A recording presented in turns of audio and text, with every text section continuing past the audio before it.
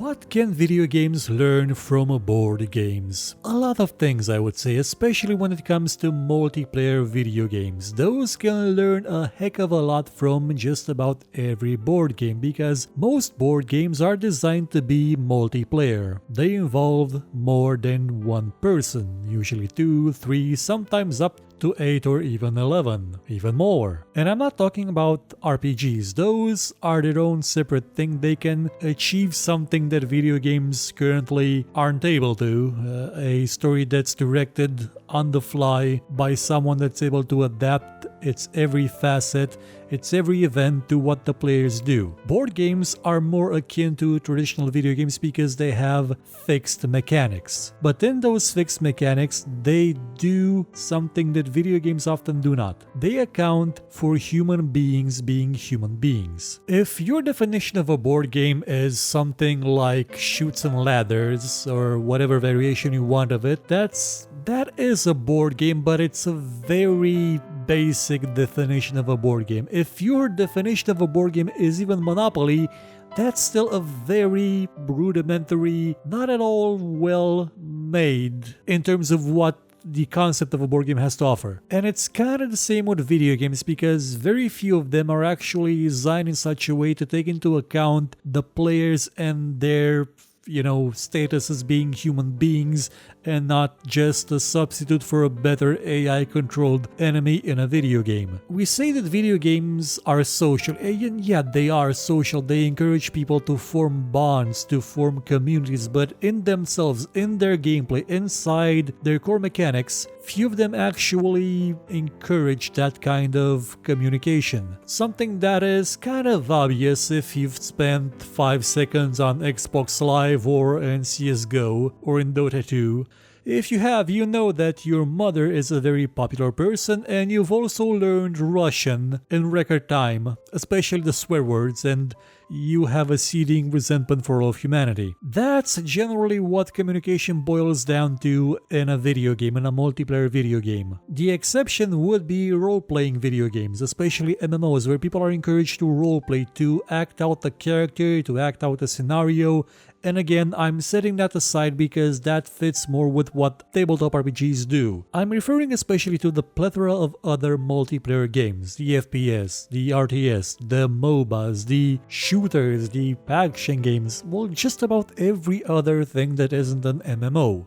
They have very limited communication potential because that communication isn't factored into the core of the gameplay. Yes, you may say that in Counter-Strike, if you don't communicate with your teammates, you will wind up losing because you're not informing them where the enemy is, or you're not being informed of what happened to a player, where the enemy was, stuff like that. But still, you can succeed even without information, without direct communication over a microphone or through text. You can succeed. If you're actually good at shooting, you will succeed. In a board game, a good one that has meaningful mechanics related to, humans being humans, that would not be possible. Because first and foremost, you're not playing the mechanics of the game. The mechanics are there as a frame of reference. What you're playing is everyone else in the group. That also tends to happen as well in situations where you're playing a cooperative game and there isn't any player that is the enemy. You're still playing the other players because you sometimes have to manage them, or at least you have to cooperate with them to ensure that you're making the absolute best choices possible to resolve the situation you are faced with. So for example, if one of your teammates says, "Should I risk it or not?" ask him, what exactly are you risking in a game like the thing you're seeing in the background called Star Trek Panic? Because if you don't ask him what he's risking, he may actually discard the card you need to win in order to draw 2 cards, hoping that those cards may also win. And then that player rage quits because he's a sore loser and also known as Captain Salty the Cheater. And when it comes to competitive games, you are even more involved into playing the opposition. You are required to get into their heads to understand what they're doing, what they want to do. And this is something that works even online. Most of my board game experience with board games that aren't just plain rip-offs of Monopoly has been through Tabletop Simulator, which is a game you can find on Steam. Well, in itself, it's not a game, it's a simulator that lets you just simulate a tabletop with pieces, with even sometimes scripted rules into them.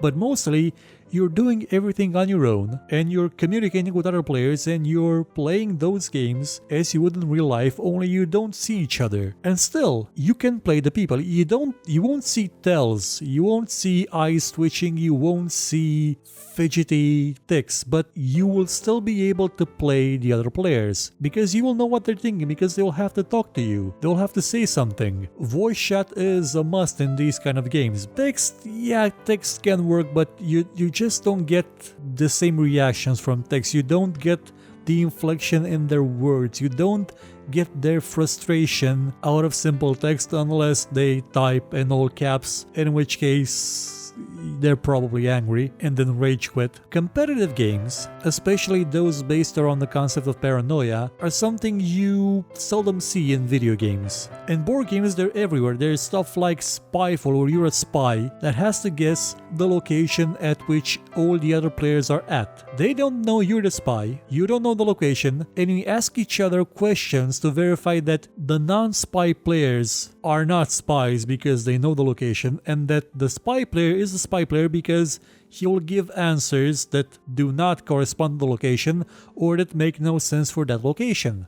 You'd be surprised how amazingly deep that simple concept can be. It's all verbal, it's all in the words, and it is incredibly deep because you're not playing a mechanic, you're playing the people, you're playing every other player. You have to suspect them, you have to listen carefully to everything they're saying and decide if it checks out or not, if it's in line with what someone who's not a spy would say. And if you are the spy, you'll just listen for every little slip up. It's the same thing with stuff like Secret Hitler, where you have to be Hitler and hide from the liberals who want to kill you, or at least they want to pass enough bills in order to win the game. You don't know who your allies are because there are some other fascists in the games that will help you. They know who you are, you don't know who they are, and you have to figure that out. Or Battlestar Galactica, in which, again, one player is a traitor that has to pretend he's not one in order to just sabotage the mission, to inject incorrect solutions to problems and cause disasters. Now, these games do have the central feature of paranoia and subterfuge in them,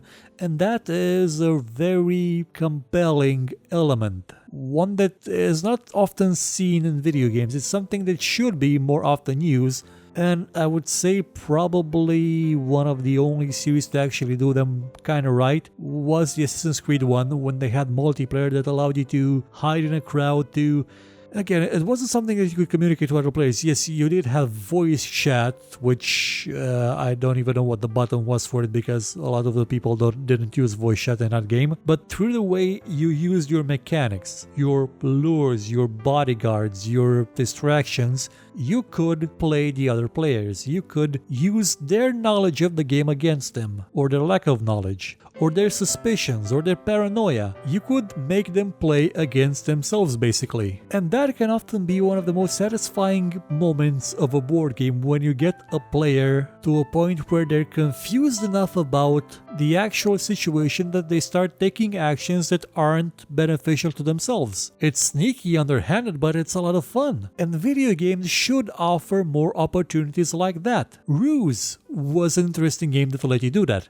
Ruse let you lie about where your armies were, what units you had, what bases you had. It's kinda dead now, being an Ubisoft game and stuff, but still, it was a neat concept which wasn't really implemented, again, sadly. Though, like I've said, the Assassin's Creed series had a similar idea. Now, I'm not saying you should introduce a mandatory communication stage to CSGO, but still, there is room for improvement in the way video games are designed to actually utilize the idea that you're playing against other human beings. Human beings that have ways of thinking that can be exploited, and not just to make clicky, addictive Skinner boxes for mobile and other crap. And in doing so, we'll have games that better foster communication between players, that encourage them to talk to each other, to understand each other from within the game. Not just through forum posts and not just through social media, but through the actual game. Sort of like an MMO can do, or an RPG can do, but something that's ingrained in the mechanics, not just encouraged because, hey, why not roleplay on the roleplay server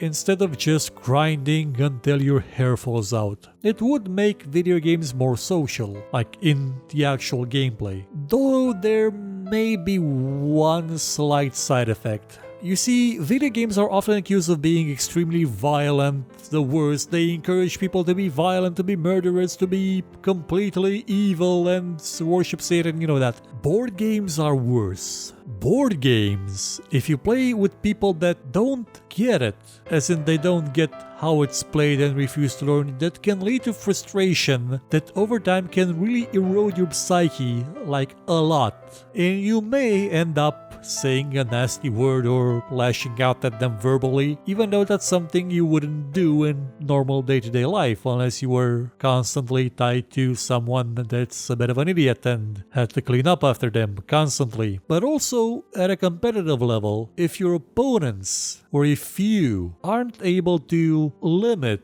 your emotional urges in the game, you may end up flipping tables, rage quitting, just swearing like a trucker at every little thing, and possibly doing more. Due to their highly social element, that frustration when you lose, that rage that shows up when a player just destroys your tactic completely or uses you to win, and even worse after that, not necessarily taunts you but makes a snide remark, that can send you over the edge flying. Board games tend to have a higher potential of making you aggressive or violent if you want than video games. Fortunately, board games tend to be played by people that, how shall I put this, are less prone to those kind of outbursts. Not the people I play with, they do it all the time. They're mentally at a level of being 12. At best, but continuing to play them eventually will foster a higher degree of understanding human beings, of understanding behavior,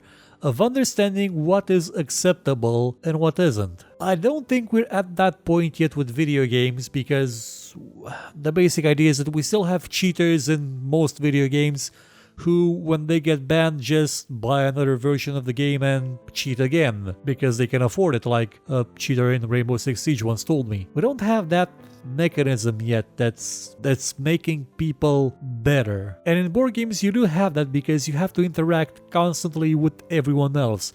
You have to talk to them, you have to see them again to continue to play. Maybe one day we'll get to have that in video games as well. And online servers won't be filled to the brim with bastards. Utter dickbags. Thank you for watching this show. If you enjoyed it, please consider watching some of our other videos and maybe sharing them or giving a thumbs up if you feel like it. And if you really liked what you saw, please check out our Patreon page. For just $1 a month, you could help us make much better shows and get some rewards in the process. Or you could consider buying my book called Tale of Doom. Volume 1 is out now and available for just $2. And as always, if you thought it was horrible, you know where to find me and complain about it.